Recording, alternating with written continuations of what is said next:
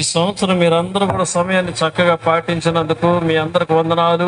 இந்த வருடம் கூட நீங்கள் எல்லாம் கூட நேரத்தை சரியாய் கடைபிடித்ததற்காக உங்களுக்கு நன்றி செலுத்துகிறேன். ఈ స్థలంలో నిలబడినటువంటి బిడ్డలైనటువంటి ప్రమేలమ్మ అయితేమి, పాశ్రమ అయితేమి, మాణిక్యమ్మ అయితేమి, షర్మిల అయితేమి, ప్రేమ, విజయ్ కుమార్, శారమ్మ గారి తల్లి శారమ్మ గారిని దేవుడు మిమ్మల్ని ஆசீர்வதித்து தீவின்சன காக்க. இந்த நாளிலும் கூட தேவனுடைய வார்த்தையை பகிர்ந்து கொண்ட 7 பேரையும் கர்த்தர் ஆசீர்வதிப்பாராக. కొద్ది నిమిషాలు ఓపికతో వినండి. కొంచెం நேரம் கொஞ்சம் நீங்கள் மௌனமா இருங்கள். ఎన్నో స్థలాలలో పోయి పడిగాపులు కాసినటువంటి రోజులు ఉన్నాయి. எத்தனையோ இடங்களில நேரம் மணிக்கணக்கா காத்திருந்த நாட்கள் உண்டு. ప్రియమైన దేవుని బిడ్డలారా, ప్రియమైన కర్తృడి పిల్లలు, యేసు అప్పగింపబడినట్టు ఆ రాత్రి, యేసు கிறிஸ்துவை ஒப்பு கொடுத்த அந்த ராத்திரியில் జరిగినటువంటి సన్నివేశాలలో, நடந்த காரியங்களில் మనం చూసినట్లయితే நாம் பார்க்கும் பொழுது చాలా చాలా నేర్చుకోవాల్సినటువంటి కార్యాలు ఎన్నో ఉన్నాయి. நாம் அநேகவற்றை கற்றுக்கொள்ள வேண்டிய காரியங்கள் இருக்கிறது. యేసు ప్రభు తన శిష్యులతో కూడి భోంచేశాడు ఆ రాత్రి. அந்த ராத்திரியில இயேசு கிறிஸ்து தன்னுடைய சீஷரோடு கூட அமர்ந்து அவர் భోజనం அருந்தினார். ఇక అంతే, அதோட அவ்வளவுதான். తర్వాత సిలువలో వేలాడి నేను దాహము కొనుచున్నాను అన్నంత వరకు ఆయన ఏది ఒక చుక్క నీళ్లు కూడా తాగినట్లేదు. அதன் பிறகு சிலுவையில தாகமா இருக்கிறேன் என்று சொல்லுகிற வரை இடையில் அவர் எதுவும் அருந்தவில்லை. ఆ రాత్రి అంతా కూడా, அந்த இரவு முழுவதும் ఆయనను அவரை మరి తీర్పు తీర్చడానికై హేరోదు దగ్గరికి, పిలాతు దగ్గరికి, అన్న కైపాల దగ్గరికి తీసుకుని వెళ్ళడమే సరిపోయింది. அந்த ராத்திரியில ஏரோது இடத்துக்கும் பிலாத்து இடத்துக்கும் அண்ணா காய்பா இவர்களிடத்துல அவரை நியாயம் விசாரிக்க போனது சரியா இருந்தது. எல்லா வார்த்தையும் అక్కడ ఇక్కడ తిప్పడమే సరిపోయింది.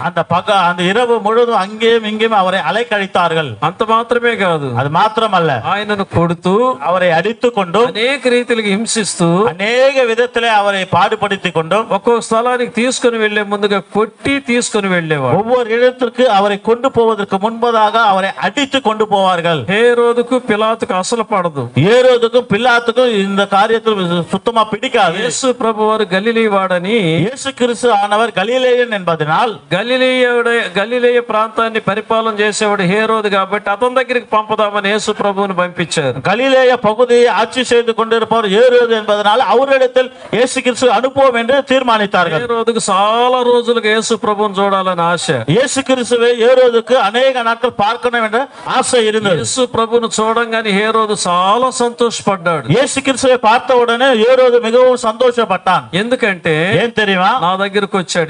இப்போது என்னிடத்தில் வந்தான். నేను ఏది అడిగినా, ఏ అద్భుతం అడిగినా చేస్తాడని. நான் என்ன அற்புதம் செய்ய சொன்னாலும் செய்வார். ఏది అడిగినా చేస్తాడు. எதை செய்ய சொன்னாலும் செய்வார். ఎన్నో క్వశ్చన్లు అడిగాడండి என்று அவர் பல கேள்விகளை கேட்டார். యేసు ప్రభువును శోధించడానికి, இயேசு கிறிஸ்துவை சோதிப்பதற்காக హేరోదు దగ్గర డాన్సులు ఆడే స్త్రీలను, ஏரோது இடத்திலே நடனம் ஆடுகிற ஸ்திரீகளை అరాకొరగా ఉన్నటువంటి డ్రెస్సులు కట్టించి వాళ్ళ డ్రెస్సులు తొడిగించి ఏపించి యేసు ప్రభు ముందు నిలబెడతారండి.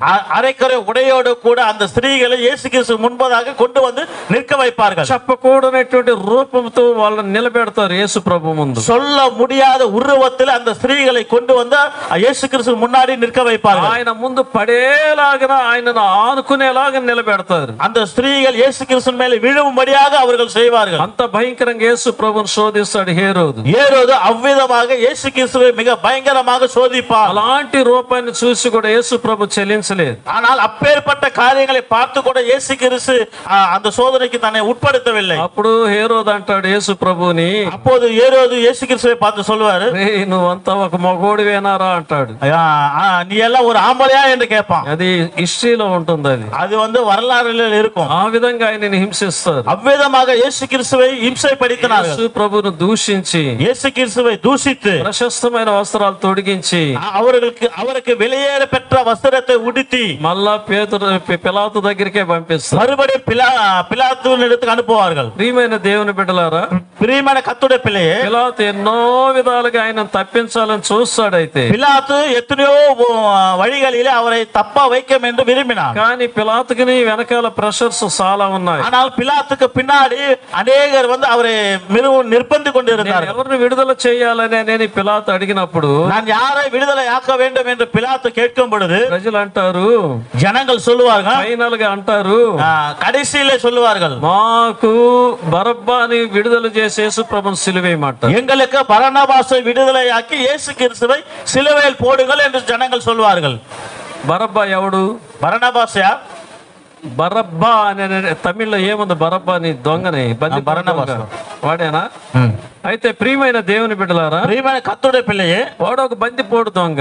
அவன் வந்து ஒரு கள்ளன், ఎంతో మందిని చంపేసినటువంటి వాడు. அவன் எத்தனையோ பேரை கொண்டு போட்டவன்.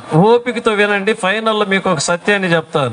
கொஞ்சம் நீங்க அமைதியா இருங்க, கடைசியில ஒரு சத்தியத்தை உங்களுக்கு சொல்லுறேன். చివరిలో బరబ్బా ఏమయ్యాడనేది చెప్తాను నేను. கடைசியில அந்த பரனபாஸ் என்ன ஆனான்னு என்று பார்க்கலாம். మీరు వినే ఉండరు ఇంతవరకు. இதுவரைக்கும் நீங்கள் கேட்டு இருக்க மாட்டீங்க. చదువుకున్నటువంటి బిడ్డలు మీ చేతులలో డైరీలు పెన్నులు ఉంటే రాసి పెట్టుకోండి. படிக்கிற பிள்ளைகள் உங்கள் கைகளில் டைரியும் பெண்ணு இருந்தால் எழுதி கொள்ளுங்க. సరే, బరబ్బాని విడుదల చేసి యేసు ప్రభుని సిలువేయమంటారు. பரபாவை விடுதலை செஞ்சு இயேசு கிறிஸ்துவை சிலுவையில் அறையுங்கள் என்று சொல்வார். సువార్త 23వ అధ్యాయంలో, లూకా సువిశేషం 23వ அதிகாரம் 23వ వచనంలో ఒక బ్రహ్మాండమైన మాట ఉంటుంది. 23వ వచనంతో ஒரு நல்ல வசனம் இருக்கிறது. వారు ఒకే పట్టుగా పెద్ద కేకలు వేస్తారు. அவர்கள் ஒரே சத்தத்தோடு கூட சத்தமிட்டு கேட்பார்கள். సిలువ వేయమని కేకలు వేస్తారు. சிலுவையில் அறையும் என்று சத்தமிடுவார்கள். వారి కేకలే గెలిచెను అని ఉంటుంది. அவர்களுடைய சத்தமே மேற்கொண்டது என்று வசனம் சொல்லுகிறது. దేవుని బిడ్డలారా, ప్రియమైన కర్తృடைய పిల్లయే, ఈ సమాజంలో இந்த சமுதாயத்தில் చెడుకు చాలా మంది సపోర్ట్ గా ఉంటారు.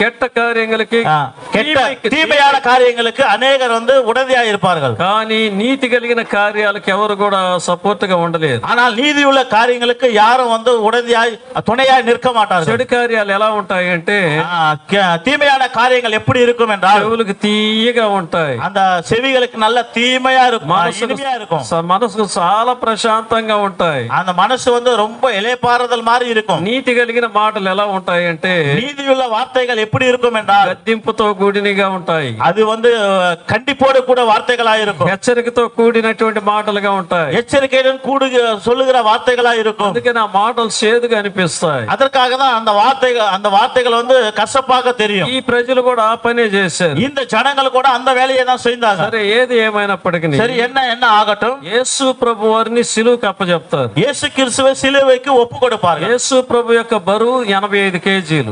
இயேசு கிறிஸ்துனுடைய அந்த எடை, அவருடைய எடை வந்து 85 கிலோ.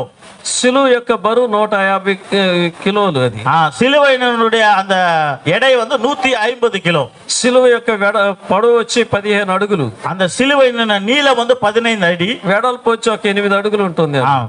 அந்த అగలం வந்து 8 అడియా இருந்தது. ఇలాంటి సిలువని ఆయన యెరూషలేం వీధులలో ఆయన మోపించుకుంటూ బయలుదేరారు ఉదయాన్నే 6 గంటల నుండి. இப்பேற்பட்ட சிலுவையை எருசலேம் வீதிகளில் காலை 6 மணியிலிருந்து அதை தன் தோளில் சுமந்து கொண்டு அவர் ஆரம்பித்தார். 3 కిలోమీటర్ల దూరం నడిపించారు. 3 కిలోమీటర్கள் அவரை நடக்க வைத்தார்கள். కొల్గొతా కొండ మీదకి తీసుకొని వెళ్ళారు. அந்த கொல்கத்தா மலையிலே கொண்டு போனார்கள். ప్రియమైన దేవుని బిడ్డలారా, ప్రియమైన కర్తృடைய పిల్లయే, కపాలం అనబడినటువంటి స్థలానికి తీసుకెళ్లారు. கபால ஸ்தலம் என்கிற இடத்திற்கு கொண்டு போனார்கள். ఎందుకు కపాల స్థలం అని దానికి పేరంటే, எதற்காக கபால ஸ்தலம் என்று பெயர் என்றால், తప్పు చేసినటువంటి వాళ్ళని, தவறு செய்தவர்களை సిలువలో కట్టేస్తారు. சிலுவையில கட்டி போடுவார்கள். కాళ్ళు చేతులు కట్టేస్తారు. அங்க கையை கால்களும் கட்டி போடுவார்கள். కాళ్ళు చేతులు ఇరగొట్టేస్తారు. அந்த கையை கால்களும் அடித்து நொறுக்கி போவார்கள். అలాగనే వాళ్ళని అక్కడ దాని మీదనే పెడతారు. அவர்களை அப்படி அந்த சிலுவையில விட்டு விடுவார்கள். రాత్రింబవళ్ళు సిలువలోనే ఉంటారు. அவர்கள் இரவு பகலும் சிலுவையில இருக்க வேண்டும். వాళ్ళు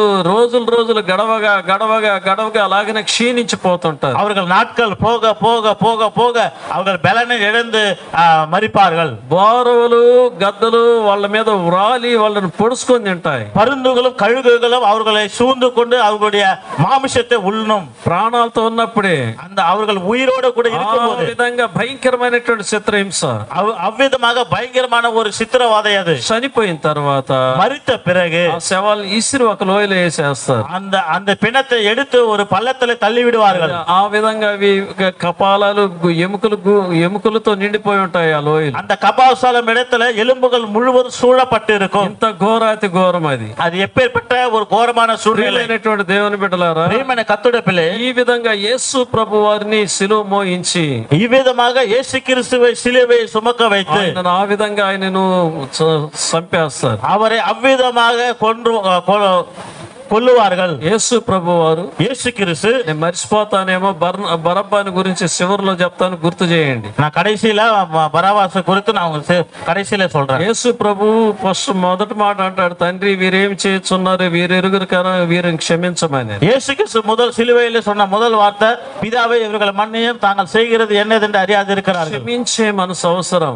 இன்றைக்கு மன்னிக்கிற மனது வேண்டும். క్షమించే మనసు లేనటువంటి వాళ్ళు క్రైస్తవులు కాదు. மன்னிக்கிற మనసు இல்லாதவர்கள் கிறிஸ்தவர்கள் அல்ல. ఈ రోజు ఈ యొక్క ఆలయానికి వచ్చిన సహోదరుడా, இந்த நாளிலே இந்த சபைக்கு வந்த சகோதரனே, బయట ఉండి వాక్యం వింటున్న నా సహోదరుడా, வெளியில இருந்து வசனத்தை கேட்கிற சகோதரனே, నీ కుటుంబ జీవితంలో, உன்னோட குடும்ப ஜீவியத்தில், నీ వ్యక్తిగతమైన జీవితంలో, உன்னோட தனிப்பட்ட வாழ்க்கையில் నీకు ఎవరు ఏ కీడు చేస్తున్నా, உனக்கு யார் எந்த தீமைகளை செய்திருந்தாலும் క్షమించు. அவர்களை மன்னி. యేసు ప్రభువును రక్షకుడిగా అంగీకరించు. இயேசு கிறிஸ்துவை ரட்சகராக ஏற்றுக்கொள். రెండవదిగా, இரண்டாவதாக, దొంగతో ప్రభు అంటున్నాడు, அந்த திருடனோட கூட ஆண்டவர் சொல்றார், నేడు నీవు నాతో కూడా పరదేశంలో ఉంటావు. இன்றைக்கு நீ என்னோட கூட பரதேசில் இருப்பாய். దొంగ అంటున్నాడు అంతకుముందు, அதற்கு கள்ளன் அதற்கு முன்பதாக என்ன சொல்லுகிறார்? యేసు నీ రాజ్యంలోనికి వచ్చినప్పుడు నీవు నన్ను జ్ఞాపకం చేసుకోయ్యా అంటాడు. இயேசுவே உம்முடைய ராஜ்யத்தில் வரும்போது என்னை நினைத்து அருளும் என்று கேட்கிறார். భయంకరమైనటువంటి శిలువ మరణములో ఆ రక్తపు ముద్దగా ఉన్న యేసు ప్రభు, அந்த சிலுவையில்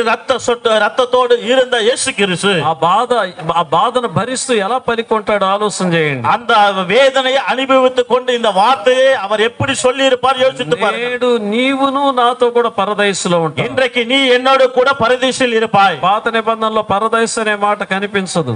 பழைய ஏற்பாட்டின் காலத்துல புத்தகத்துல பரதேசி என்பது இருக்காது. చనిపోయినటువంటి వాళ్ళందరూ కూడా ఎక్కడ ఉంటారు? மரித்தவர்கள் எல்லாரும் கூட எங்கே இருப்பார்கள்? పరదేశంలో ఉంటారు. அவர்கள் பரதேசிலே இருப்பார்கள். కానీ క్రొత్త నిబంధనలో యేసు ప్రభు వచ్చిన తర్వాత ఆ మాట పలుకుతున్నాడు. ஆனால் புதிய ஏற்பாட்டு காலத்தில் இயேசு கிறிஸ்து வந்த பிறகுதான் அந்த வார்த்தை பயன்படுத்தப்படுகிறது. అభయం ఇస్తున్నాడు. అభయం అంటే అభయం అంటే అడియాలం కాదు, ఒక కాన్ఫిడెంట్, ఒక తమిళ్ ఒక అభయం ఇస్తున్నాడు ఆయన. அவருக்கு அந்த மனிதனுக்கு ஆண்டவர் வந்து ஒரு உறுதியை கொடுக்கிறார். నాతో కూడా ఉంటావు పరదేశం, நீ என்னோடு கூட பரதேசில் இருப்பாய். ప్రియమైనటువంటి దేవుని బిడ్డలారా, ప్రియమైన కర్తుడే పిల్లే, మూడవదిగా ఏమంటున్నాడు? மூன்றாவதாக என்ன சொல்லுகிறார்? ఇదిగో శిష్యుని చూసి ఇదిగో నీ తల్లి, శిష్యుனை பார்த்து இதோ உன்னோட தாய், తల్లిని చూసి అంటున్నాడు ఇదిగో నీ కుమారుడు, தாயாரை பார்த்து இதோ உன்னோட மகன் என்று. శిష్యుడు, శిష్యన్, శిశువుడు కాదు. శిశువు అంటే పాలు తాగే బిడ్డని శిశువు అంటారు. శిష్యుడు అంటే గురువుకి కూడా మాడ ఉండేవాడు. ప్రియమైన దేవుని బిడ్డలారా, ప్రియమైన కర్తుడే పిల్లయే, ఒక సమయంలో சில வேளைகளில் యేసు ప్రభు వారు, యేసు கிறிஸ்து లోకానుసారంగా మరియకు జ్యేష్ఠ కుమారుడు, உலகத்தின் பிரகாரம் மரியாளுக்கு முதற்றி பேரன், మరణాపాయములో ఉన్నాడు ఆయన. அவர் மரண சூழ்நிலையில் இருக்கிறார். ఆయన వెనక పుట్టినటువంటి వాళ్ళ మీద తల్లిని ఆధారపడేమని ఆయన చెప్పలా. அவருக்கு பின்னாடி பிறந்தவர்களை தாய்க்கு ஆதாரமாக இருங்கள் என்று இயேசு சொல்லவில்லை. నమ్మకమైన శిష్యుడికి తల్లిని అప్పచెప్తున్నాడు. நம்பிக்கையான சீஷனுக்கு ஆண்டவர் வந்து தன்னுடைய தாயாரை ஒப்பு கொடுத்தார். ఎందుకంటే ఏం தெரியுமா? యేసు ప్రభు వారు, యేసు கிறிஸ்து లోకంలోనికి వచ్చింది ఎందుకంటే இந்த உலகத்துக்கு வந்தது என்னவென்றால் మనకు మున్మాదిరి చూపిస్తున్నాడు. நமக்கு முன்மாதிரியாய் வாழ்ந்தார். తండ్రిని అపహాసించి తల్లిని అవమానపరిచేవాని యొక్క కన్ను లోయ కాకులు పీకును అని ఉంది సామెతల గ్రంథం. நீதிமொழிகள் புத்தகத்துல தாயையும் தகப்பனையும் மதிக்காதவர்களை அவர்களுடைய கண்களில் பள்ளத்தாக்கில் கண்கள் பிடுங்கப்படும் என்று எழுதப்பட்டிருக்கங்களா? ఏం కాగంగల వాటిని ఏమంటారు? నది కాగంగల్. మన వాళ్ళు తగులు పడేటప్పుడు సాపిస్తారు చూడండి. சண்டை வரும்போது நம்ம ஜனங்கள் வந்து சபிப்பாங்க, ఒరే నీ నాలికి నక్కలు బోరలు బేకా అని. నేను అయి రావా? సరే, అదే ఇక్కడ చెప్పేది. அதுதான் இங்கே நடந்தது. తల్లిదండ్రులను, தாய் தகப்பனை నిర్లక్ష్యం చేసే వాళ్ళ యొక్క కళ్ళు, அலட்சியம் பண்ணுகிறவர்களுடைய கண்கள் ఎక్కడ ఆరిపోతాయంటే எங்கே இருக்கும் என்றால் ఆరు చీకట్లు ఆరిపోతాయి, இருளான இடத்துல போகும். సామెతల గ్రంథం 20 అధ్యాయాలు 21వ వచనంలో ఉంది ఆ మాట. நீதிமொழிகள் 20వ అధికారం 21వ వచనத்துல இருக்கிறது அந்த వచనం. ఏముందంటే తల్లిదండ్రులను, తల్లిని తండ్రిని వాళ్ళని అవమానపరిచి వాళ్ళని నిర్లక్ష్యం చేసేవాని యొక్క దీపం కారు చీకట్లు ఆరిపోతుంది. அவர்களுடைய தாயையும் தகப்பனையும் அலட்சிய பண்ணுகளுடைய தீபங்கள் இருளிலே முழுகடிக்கப்படும் என்று எழுதப்பட்டிருக்கிறது. ప్రియమైన దేవుని బిడ్డలారా, ఈ దినాలలో இந்த நாட்களில் మంచి ఉద్యోగంలో ఉంటారు బిడ్డలు, பிள்ளைகள் நல்ல வேலையில் இருப்பார்கள், బాగా వసతిగానే ఉంటారు, நல்ல வசதியா இருப்பார்கள். తల్లిదండ్రులు వయసు అయిపోయినటువంటి వాళ్ళుగా ఉంటారు, தாய் தகப்பன வயது முதிர்ந்தவர்களா இருப்பார்கள். వాళ్ళని పట్టించుకోరు, அவர்களை அசட்டை பண்ணுவார்கள். ఏం వాళ్ళకి అది వస్తాం లేదా, ஏன் அவர்களுக்கு அது வருகிறது, వాళ్ళకి పెన్షన్ వస్తాం లేదా, அவர்கள் பென்ஷன் வருகிறது, అన్ని కుడి కదా అనగా. ప్రియమైన దేవుని బిడ్డలారా, பிரியமான கர்த்தருடைய பிள்ளைகளே, వాళ్ళకి పెన్షన్ వస్తాం లేదా, அவர்களுக்கு பென்ஷன் வருகிறது, వాళ్ళకి ఆ వరమానం వస్తుంది, அவர்களுக்கு அந்த வருமானம் வருது, ఈ వరమానం వస్తుంది, இந்த வருமானம் வருது. వాళ్ళని ఒకళ్ళు చూడాలనా, ஏன் அவர்களை ஒருத்தர் பார்க்கணுமா, ఏ ఆ కొడుకు లేడా, ஏன் அந்த அந்த மகன் இல்லையா, ఈ కొడుకు లేడా, இந்த பிள்ளை இல்லையா, ఈ కూతురు లేదా, இந்த மகள் இல்லையா, ఒకరి మీద ఒకరు సాగులు చెప్పి ஒருவர் மீது ஒருவர் சாக்கு சொல்லி వాళ్ళ సావు వాళ్ళు నెత్తి మీదకి తెస్తున్నారు ఈనాడు. அவர்களுடைய மரணத்தை அவர்கள் தலைமையிலே அவர்களுடைய பிள்ளைகள் கொண்டு வருவார்கள். వీళ్ళు ఎప్పుడెప్పుడు చేస్తే బాగుంటది అని ఎదురు చూసే వాళ్ళు కొందరు ఉంటారు. இன்னும் சில பேர் இவர்கள் எப்போ சாவாங்கன்னு எதிர்பார்ப்பாங்க. కానీ ఇది కరెక్ట్ కాదు. ஆனால் இது சரி அல்ல. తల్లిదండ్రులను చూడాలి, தாய் தகப்பனை பார்க்கணும். అదే యేసు ప్రభు. அதுதான் இயேசு கிறிஸ்து. సరే, మరి పట్ల యేసు ప్రభు ఇంత అక్కర చూపిస్తున్నాడంటే, மரியாள் பட்சத்தில் இயேசு கிறிஸ்து இவ்வளவு அக்கறை காட்டுகிறார் என்றால் ఆ తల్లి ఎంత భయభక్తులతో నడుచుకొని ఉంటుందో ఆలోచన చేయండి. அந்த தாயானவள் எப்படி பயபக்தியோடு இருந்திருப்பாள் என்பதை யோசியுங்கள். తల్లిదండ్రులలో కూడా ఉండాలి, தாய் தகப்பன் இடத்துல கூட அப்பேற்பட்ட சூழ்நிலை இருக்கணும். బిడ్డలను గౌరవించే విషయంలో గౌరవించాలి, பிள்ளைகளை கௌரவப்படுத்த வேண்டிய காரியத்தை கௌரவப்படுத்தணும், బిడ్డలను ప్రేమించే విషయంలో ప్రేమించాలి, அந்த பிள்ளைகளை நேசிக்கிற நேரத்துல நேசிக்கணும். ఆ విధంగా కనుక ఉంటే, அவ்விதமாக இருந்தால் తల్లిదండ్రులకి బిడ్డలకు మంచి అవగాహన గాని ఉంటే, தாய் தகப்பனுக்கும் பிள்ளைகளுக்கும் இடையிலே நல்ல ஒரு நட்பு உறவு இருந்தால் నెరవేరుతుంది. இது நிறைவேறும். నేను నిన్ను కని పెంచి పెద్ద చేసినాను, நான் உன்னை பெற்று எடுத்து உன்னை பெரியவனாக்கன, నీకు నిన్నగాక మొన్న వచ్చిన పిల్లం తేంపనిరా, నీకు உனக்கு நேத்து இல்லாம இன்னைக்கு வந்த மனைவி உனக்கு முக்கியமா, నేను ఈ విధంగా సెలరేగితే, இவ்விதமாக எழுப்பினா ఇచ్చే మంచి నీళ్ళు కూడా ఇవ్వరు, கொடுக்கிற நல்ல தண்ணி கூட கொடுக்க மாட்டாங்க. పెళ్లి ఎందుకు చేసింది అంతకాడికి? அதற்காக ஏன் கல்யாணம் செய்யணும்? నువ్వు పెళ్లి చేయాల్సిన అవసరమే లే, நீ கல்யாணம் செய்ய வேண்டிய அவசியமே கிடையாது. కాలానికి నీ గొడ్డలు నీకు చాకరీ చేసుకునేదానికే ఉండిసుకో బిడ్డ. காலம் முழுவதும் பிள்ளைகளை உனக்கு துணி துவைக்கவோ சேவை செய்வது வச்சுக்கோ. కొందరు పెళ్లిళ్ళు చేసేది ఎందుకు? சிலர் திருமணத்தையும் செய்யறாங்க. బిడ్డలు లక్షణంగా ఉండాలి, பிள்ளைகள் நன்றாக இருக்கணும், వాళ్ళు కూడా మనం చూడాలి బిడ్డల్ని, பிள்ளைகளும் கூட நம்மளை பார்க்கணும்.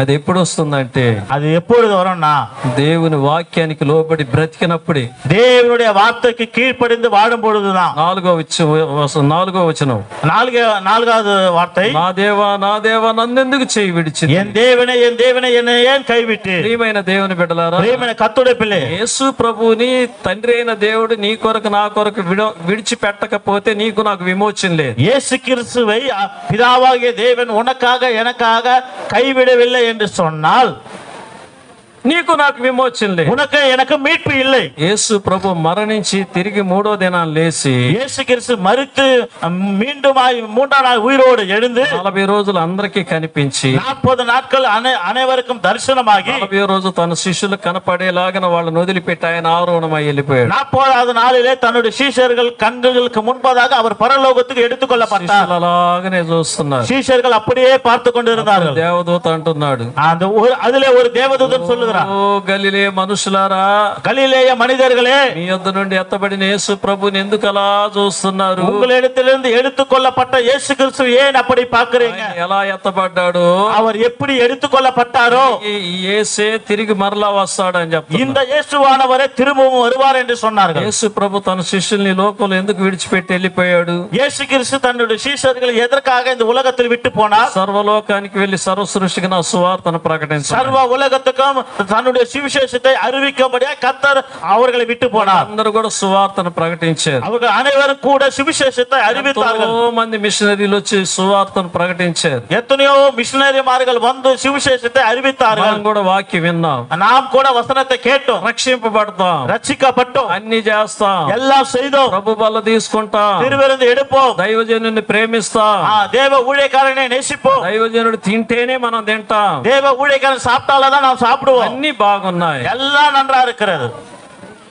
కానీ కొన్ని వదిలిపెట్టాం మనం. ஆனால் சிலவற்றை விட மாட்டோம். అదేది వదిలిపెట్టమో చెప్తాను. எதை விட மாட்டோம் சொல்லுவோம். యేసు ప్రభు వారిని పట్టుకొని పోయేదానికి వచ్చినప్పుడు இயேசு கிறிஸ்துவை பிடித்து கொள்ள போகும்போது శిష్యులలో ఒక శిష్యుడు ఉన్నాడు. அந்த சீஷர்கள ஒரு சீஷன் இருந்தான், సీమోను పేతురు. சீமோன் பேதுரு. అలాగనే కత్తి అలాగనే తీశాడు. அவன் அப்படியே கத்தியை எடுத்துனா, మల్కు అనేవాని యొక్క చెవు అలాగనే నరికేసి மல்கூஸ் என்கிற காதை அவன் வெட்டினான். చెవు తెగి అవతల పడిపోయింది. அந்த காது அறுபட்டு வெளியே விழுந்தது. ఎంత పెద్ద ఘోరమైన కార్యం అది. இது எப்பேற்பட்ட கோரமான ஒரு காரியம். యేసు ప్రభు వెంటనే ఏం చేశాడు? இயேசு கிறிஸ்து உடனடியாக என்ன செய்தார்? ఆ చెవును అతికిచ్చి அந்த அந்த செவியை அவருக்கு ஒட்ட வைத்து బాగు చేశాడు. அவர் நல்லா ஆக்கினார். యేసు ప్రభు వలలు వదిలిపెట్టాడు. పేతురు వలలు వదిలిపెట్టాడు. பேதுரு வலைகளை விட்டு விட்டான், ధోని వదిలిపెట్టాడు. படகை விட்டு விட்டான், కాపురాన్ని వదిలిపెట్టాడు. தன்னுடைய குடும்பத்தை விட்டான். నువ్వు ఉంటే సాలేసయ్య అన్నాడు. நீ இருந்தா போதும் இயேசுவே என்று சொன்னான். కానీ కత్తి మాత్రం వదిలిపెట్టలే. ஆனால் அவன் கத்தியை மட்டும் விடல. మనం అన్ని చేస్తాం, நாம் அனைத்தையும் செய்வோம், కొన్నిటి మాత్రం మనసులోనే పెట్టుకొని ఉంటాం. ஆனா சிலவற்றை மாத்திரம் மனசுல மாத்திரம் வச்சிருந்தோம். సందర్భం వచ్చినప్పుడు சமயம் கிடைக்கும் பொழுது కత్తులాల మారిపోతారు. நாம கத்திகளை போல மாறுவோம். ఆ విధంగా ఉండకూడదు మనం. நாம அவ்விதமா இருக்கக்கூடாது. ప్రియమైన దేవుని బిడ్డలారా, ప్రియమైన కర్తుడి పిల్లలు, 5వ వచనం దాహంగా ఉంటున్నాడు ఆయన. 5வது வார்த்தை தாகமா இருக்கிறேன். ఏంటి ఆ దాహం అనేది? என்ன அந்த தாகம்? నిన్ను బట్టి నన్ను బట్టి, உன்னை குறித்தும் என்னை குறித்தும், నీవు నేను సంపూర్ణంగా ఆయనకి సొంతం అవ్వాలనేది. நீயும் நானும் சம்பூர்ணமாக அவருக்கு சொந்தமாக வேண்டும் என்று. నిన్ను గూర్చి నన్ను గూర్చిన దాహమే. உன் நிமித்தமும் என்னுடைய நிமித்தமும் நடந்த தாகம் தான். రక్షింపబడ్డామని రక్షింపబడకుండా బ్రతుకుతున్న వాళ్ళ పట్ల దాహం. இன்னும் ரட்சிக்கப்படாம ரட்சிக்கப்படுகிறவர்களுக்காக இருக்கின்ற தாகம் தான் அது. అసలు మన సెంబియోలో మన సండే స్కూల్ టీచర్ల పట్ల చాలా దాహంగా ఉన్నాడు యేసయ్య. இயேசு கிறிஸ்து நம்முடைய செம்பியம் టీచర్స్ மேல நல்ல ஒரு பெரிய தாகமா இருக்கிறார். అది ఏం దాహం? అది என்ன தாகம்? దేవుని పని ఏ పని చేయాలన్నా, நீ ஆண்டவருடைய ஊழியத்தை எந்த காரியத்தை செய்யணும்னா దేవునికి సమర్పించుకోవాలి. நீ தேவனுக்கு ஒப்பு கொடுக்கணும். యేసు క్రీస్తుని రక్షకుడిగా అంగీకరించాలి. இயேசு கிறிஸ்துவை ரட்சகராக ஏற்றுக்கொள்ளணும். రక్షకుడిగా అంగీకరించానన్న దానికి గుర్తు ఏంటంటే బాప్తిస్మం. ரட்சகராக ஏற்றுக்கொண்டேன் என்கிற அடையாளம் வந்து ஞானஸ்தானம். యవన ప్రాయంలో మీరు రక్షింపబడాలి. வாலிப వయதில் நீங்கள் రక్షిக்கப்படணும். చిన్న బిడ్డల సేవ చాలా గొప్పది. சிறுவர்கள் ஊழியம் வந்து மிக உன்னதமானது. భాగ్యం అందరికి దొరకదు. அந்த பாக்கியம் வந்து யாருக்கும் கிடைக்காது. దేవుడు మీకు ఇచ్చాడు. தேவன் உங்களுக்கு கொடுத்தார். ஆறாவதாக తృప్తి, திருப்தி, సమాప్తమైనదనేది, முடிந்தது என்று. అందరు వినాలి. అయిపోయింది. ఏం సమాప్తం చేశాడు ఆయన? அவர் எதை முடித்தார்? ధర్మశాస్త్రాన్ని నెరవేర్చాడు ఆయన. நியாய பிரமாணத்தை செய்து முடித்தார். ధర్మశాస్త్రంలో బలులు, நியாய பிரமாணத்தில் பலிகளும், పాప పరిహారార్థ బలి అంటే పశువులని ఇంకా పావురాళ్ళని వీటిని బలి అర్పించాలి. பாவ நிவாரண பலி என்று சொன்னால் பசுக்களையும் காளைகளையும் புறாக்களையும் இவைகளையும் நாம் பலியாக ஒப்பு கொடுக்கணும். కొందరు వచ్చి తల్లిదండ్రులని గౌరవించకుండా, சிலர் வந்து தாய் தகப்பனை கனம் பண்ணாமல் ఒక బలి అర్పించేది వెళ్ళిపోతారు. அவர்கள் பலிகளை கொடுத்து விட்டு போவாங்க. ఈ విధంగా ఒక పాపం చేసేది ఒక బలి ఇస్తే అయిపోతుందని, ஒரு பாவம் செய்வது ஒரு பலியை கொடுக்கிறது முடிந்தது. అలా కాదు. அப்படி அல்ல. యేసు ప్రభు వారి బలి అయిపోయాడు. இயேசு கிறிஸ்துவே பலியானார். చెప్పుకుంటా పోతే చాలా ఉంది. சொல்லிக்கொண்டு போனா நிறைய இருக்கிறது. ప్రియమైన దేవుని బిడ్డలారా, ప్రియమైన కర్తుడి పిల్లలు, చివరిగా கடைசியாக తండ్రి నా ఆత్మని చేతికి అప్పగించుకొనుచున్నాను అంటాడు. தகப்பனே என்னுடைய ஆவியை உம்முடைய கரத்தில் ஒப்பு கொடுக்கிறேன் என்று சொன்னார். అది చనిపోయే విధానం. அதுதான் மரிக்கிற ஒரு சூழ்நிலை. ఒక క్రైస్తవ బిడ్డకు మరణం అనేది వస్తే, ஒரு கிறிஸ்தவனுக்கு மரணம் என்பது வந்தால் చచ్చిపోతున్నా నమ్మో అనేది కాదు. ஐயோ நான் செத்து போறேனே என்கிறது அல்ல. ஒரு చిన్నోడు, ஐயா சின்னவனே, ఓ చిన్న పిల్ల, ஓ சின்ன சகோதரியே, ఇట్లాంటి డ్రామాలు కాదు క్రైస్తవ జీవితం అంటే. இப்பேற்பட்ட நாடகங்கள் கிறிஸ்துவ வாழ்க்கை அல்ல. క్రైస్తవ మరణం అంటే, மரணம் என்பது, మరణమా నువ్వు ఎక్కడున్నావు, மரணமே நீ எங்க இருக்கிறாய், நீ வா. నేనేం భయపడను, நான் பயப்பட மாட்டேன். నేను యేసయ్య దగ్గరికి వెళ్తాను. நான் இயேசுவின் இடத்தில் போவேன். యేసయ్య నన్ను పిలుస్తున్నాడు. இயேசு கிறிஸ்து எனக்கு அழைக்கிறார். యేసయ్యతో యుగ యుగాలు ఉండేదానికి వెళ్తున్నాను. இயேசுவோடு கூட யுக யுக காலமா இருப்பதற்காக நான் கடந்து போகிறேன். ఇప్పుడు మరణం ఏమనుకుంటుంది? மரணம் என்ன நினைக்கும்? మీరు చెప్పండి. நீங்க என்ன நினைக்கிறீங்க சொல்லுங்க. ఏమనుకుంటుంది? என்ன நினைக்கும்? మరణానికి అక్కడనే నిచ్చులు ఇరిగిపోతాయి అంతే. அங்கேயே மரணத்துக்கு எல்லாம் ஒன்று உடைந்து போய்விடும். యేసు ప్రభు చనిపోయే విధానం చూపిస్తాం. తండ్రి, నా ఆత్మని నీ చేతికి అప్పగించుకొని. இயேசு கிறிஸ்து தான் மரிக்கிற அந்த சூழ்நிலையை விவரித்து காண்பிக்கிறார். பிதாவே, உம்முடைய கைகளில் என் ஆவியை ஒப்புவிக்கிறேன். రాత్రిపూట ప్రార్థన చేసేటప్పుడు మనం ఏం చేస్తాము? இரவு வேளை நாம் ஜெபிக்கும் பொழுது என்ன சொல்லுவோம்? ప్రభు, మా ఆత్మని చేతికి అప్పగించుకుంటున్నాం. ஆண்டவரே, எங்களுடைய ஆவியை உம்முடைய கரத்தை நாங்கள் ஒப்பு கொடுக்கிறோம். మంచి నిద్రను దయచేయను. எங்களுக்கு நல்ல நித்திரையை தாங்கும். నీ చిత్తమైతే உமக்கு சித்தமானால் రేపు వేకునే లేచి அதிகாலையில் எழுந்து నిన్ను స్తుతించే కృపను దయచేయండి. உம்மை துதிக்கிற கிருபையை தான் అని ప్రార్థన చేసి పండుకుంటాం. என்று ஜெபித்து நான் படுப்போம். ఇది క్రైస్తవ బిడ్డల యొక్క ప్రార్థన. இதுதான் கிறிஸ்தவர்களுடைய ஜெபம். ఇది చనిపోయే విధానం. இதுதான் மரிக்கிற ஒரு விதம். క్రైస్తవ బిడ్డలు మరణానికి భయపడకూడదండి. கிறிஸ்தவ பிள்ளைகள் மரணத்திற்கு பயப்படக்கூடாது. ఎప్పుడు కూడా సిద్ధంగా ఉండాలి. அவர்கள் எப்பொழுதும் ஆயத்தமா இருக்க வேண்டும். పక్కన పెట్టేస్తాం. அது அப்படியே பக்கத்துல. బరబ్బా విషయానికి వద్దాం. இப்ப அந்த பரபாஸ் காரியத்துல வருவோம். బరబ్బా విడుదలయ్యాడు. அந்த பரணபாஸ் விடுதலையானான். యేసయ్య ఏమయ్యాడు? இயேசு கிறிஸ்து என்ன ஆனாரு? సిలువకు అప్పజెప్పబడ్డాడు. சிலுவைக்கு ஒப்பு கொடுக்கப்பட்டார். బరబ్బా కరుడు గట్టినట్టు భయంకరమైన బందిపోడు దొంగ. அவன் மிகவும் பயங்கரமான ஒரு திருடனா இருந்தான். ఎంతో మందిని చంపేశాడు. எத்தனையோ பேரை அவன் கொண்டு போட்டான். ఎంతో మందిని కొల్లగొట్టుకున్నాడు. எத்தனையோ பேருடைய கொள்ளை அடித்தான். ఎంతో మందిని దొంగలుగా చేశాడు. எத்தனையோ பேரை திருடர்களா மாத்தினான். వాడంటేనే చుట్టుపక్కల రాజ్యాలన్నీ కూడా గడగడలాడిపోతాయి. அவன் பேரை சொன்னாலே அருகில இருக்கிற எல்லா ராஜ்யங்களும் பயந்து நடுங்கின. ఎప్పుడైతే యేసు ప్రభు శిలువ మరణం ద్వారా తను విడుదల పొందాడు, எப்பொழுது இயேசு கிறிஸ்து சிலுவையின் மரணத்தின் மூலமாக தான் விடுதலை பெற்றானோ, తన హృదయం కదిలించబడింది. அவனுடைய இருதயம் அசைக்கப்பட்டது. యేసు ప్రభు ఇంత గొప్పవాడా, இயேசு கிறிஸ்து இப்படி உயர்ந்தமானவரா, అంత త్యాగశీలియా, இப்பேற்பட்ட ஒரு தியாகமுள்ளவரா, అంత ప్రేమ కలిగిన వాడా, இப்படி அன்பு உள்ள தெய்வமா. మనస్సు మారిపోయింది. அவனுடைய మనస్సు మారినது. బయటకు వచ్చిన వెంటనే அவன் வெளியே வந்த பிறகு వీళ్ళు వీళ్ళ స్వార్థానికి నన్ను వాడుకుంటారని ఎరిగి, இவர்கள் தங்களுடைய சுயநலத்துக்காக என்னை பயன்படுத்துவார்கள் என்பதை அறிந்து గ్రీస్ దేశానికి వెళ్ళిపోయాడు. அவன் கிரீஸ் தேசத்துக்கு போனான். చాలా దూరం వెళ్ళిపోయాడు. ఒక దేశానికి, மிக தூரமான தேசத்துக்கு போனான். ఎవరికి కనిపించనటువంటి దేశానికి వెళ్ళిపోయాడు. அவன் யாருக்கும் காணாத தேசத்துக்கு போனான். ఒక గ్రామానికి వెళ్ళిపోయాడు. அவன் ஒரு கிராமத்துக்கு போனான். ఒక అడుక్కునే బిచ్చగాళ్ళలాగా తయారైపోయాడు. அவன் ஒரு பிச்சை எடுக்கிறவனாய் மாறினான். ఒక పేద ఇంటి ముందుకు పోయాడు. ஒரு ஏழ்மையான வீட்டுக்கு முன்னாடி போனான். ఆమె ఆయన్ని ఇంట్లోకి చేర్చుకున్నది. அவரை தன்னுடைய வீட்டுக்கு கூப்பிட்ட பொழுது ఆమెకు ఒకే కొడుకు. அவளுக்கு ஒரே மகன் தான். ఆ గ్రామంలో అందరూ ఏం పనికి పోతారంటే, அந்த கிராமத்துல அவர்கள் அங்க இருக்கிறவர்கள் என்ன வேலைக்கு போவாங்கன்னா, రాగి తీసేదానికి వెళ్తారు. அவர்கள் கேழ்வரகை அறுக்கிறது. కేழ்వరగ రాగి ఇది కరెంటు తీగలు రాగి ఉంటది కదయ్యా, తమిళ్లో ఏమంటారు? செம்பு. రాగిని సెంబు అంటారా?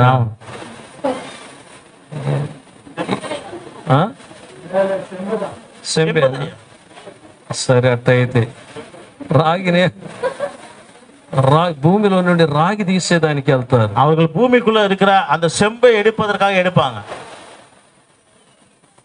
రాగి తీసే పని చిన్న పని కాదు. அந்த செம்பு எடுக்கிறதுனா சாதாரண விஷயம் கிடையாது. ఆ సెగకి లోపలే చాలా మంది చచ్చిపోతారు. அந்த வெப்பத்திற்கு அநேக அதுல மரிப்பார்கள். ఆ గ్రామంలో ఇంటికొకళ్ళు వెళ్ళాలనేది, ఒక్కొక్క రోజు ఇంటికొకళ్ళు వెళ్ళాలనేది పద్ధతి. அந்த கிராமத்துல ஒவ்வொரு நாளில வீட்டுக்கு ஒருத்தர் போகணும் என்பது ஒரு கட்டளை. ఇప్పుడు ఈ గ్రామంలో, இப்போது இந்த கிராமத்துல, ఈ గ్రామంలో నేను ఇంటికొకళ్ళు వెళ్ళాలని అని చెప్పి రాను వాళ్ళు పిలుస్తా ఉన్నారు. இந்த கிராமத்துல இருந்து வீட்டுக்கு ஒருத்தர் போகணும்னு சொல்லி ராணுவ வீரர்கள் கூப்பிட்டாங்க. ఒకే కుమారుడు ఆమెకి. அவளுக்கு ஒரே மகன் தான். బరబ్బా వాళ్ళ ఇంట్లో ఉన్నవాడు గనక, பரபா அவர்களுடைய வீட்டில் இருந்தபடியால் ఆ తల్లికి చెప్తాడు, அந்த தாய்க்கு சொல்லுவான், అమ్మా அம்மா, తమ్ముడిని ఇంట్లో ఉంచు, இந்த பிள்ளைய வீட்டுல வை, తమ్ముడికి బదులు నేను వెళ్తాను தம்பிக்கு பதிலா நான் போறேன் అని ఆ అబ్బాయిని దాపెట్టి என்று அந்த மகனை ஒழிக்க வைத்து బరబ్బా పనికి వెళ్తాడు. பரபா வந்து அந்த பணிக்கு அந்த வேலைக்கு போவான். పనికి వెళ్ళి அந்த வேலைக்கு போன అలవాటు లేనటువంటి వాడు గనుక பழக்கம் இல்லாதவனாபடியா ఆ బిడ్డ నిమిత్తము அந்த மகனின் நிமித்தமாய் సొరంగములు அந்த சுரங்கத்தில ఆ గుహలలో ఆ పనులు చేస్తూ அந்த வேலை செய்து கொண்டு ఇక తిరిగి రాడు, அவன் திரும்பி வர முடியாது, చనిపోతాడు. அவன் மறித்து போவான். బరబ్బా యొక్క అంతం అలా. பரபானுடைய முடிவு அப்படி இருந்தது. యేసు క్రీస్తు బరబ్బా కొరకు సిలువలో ఎక్కాడని బరబ్బా ఎరిగి பரபாவுக்காக சிலுவையில் ஏறினார் என்பதை அவன் அறிந்து బరబ్బా మారు మనసు పొంది அந்த பரபா என்பவன் மனம் திரும்பி పేద విధవరాలు కుమారుని నిమిత్తం బరబ్బా రాగి తీసే ఆ సొరంగాలలో పనికి వెళ్ళి அந்த ஏழை மகனுடைய நிமித்தமாக அந்த சுரங்கத்தின் வேலைக்கு போய் ఆ వాడి నిమిత్తం బరబ్బా చనిపోతాడు. அவன் நிமித்தமாக பரபா மரித்து போனான். క్రీస్తు ప్రేమ అంటే இதுதான் கிறிஸ்துவின் அன்பு. క్రీస్తు ప్రేమ, இதுதான் கிறிஸ்துவின் அன்பு. హల్లెలూయా, హల్లెలూయా, హల్లెలూయా, హల్లెలూయా. దేవుడి మాటలు దీవించును గాక. దేవుని వార్తగా ఆశీర్వదింపారాక. ఆమేన్, ఆమేన్, హల్లెలూయా, హల్లెలూయా. కొన్ని ప్రకటనలు ఉంటాయి. ప్రకటనలు చేసిన తదుపరి చివరి ప్రార్థనతో కార్యక్రమాన్ని ముగించుకుందాం. అంతవరకు ఎవరు లేయొద్దు దయచేసి.